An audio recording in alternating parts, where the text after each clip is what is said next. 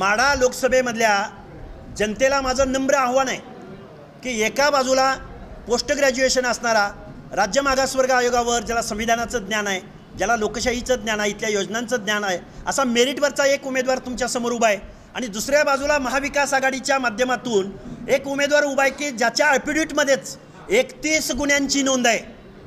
मग तो गुन्हेगार तो स्वतः सांगतोय की माझ्यावरती 31 गुन्हे आहेत। गुन्हेगाराला तुम्ही निवडून देणार का मेरिटवरच्या उमेदवाराला निवडून देणार, हे माढा लोकसभेमधल्या लोकांनी ठरवायचं आहे। महाविकास आघाडी मी उल्लेख केला ना, हे बघा, महाविकास आघाडीचे धैर्यशील मोहिते पाटील या उमेदवारावरती माळशिरसमध्ये पतसंस्थेच्या वसुलीसाठी एका धनगर समाजाच्या पशुपालक समाजाच्या तरुणाच्या कानाला पिस्टन लावून धमकी देऊन पैसे उकळल्याचा आरोप आहे, गुन्हा दाखल आहे।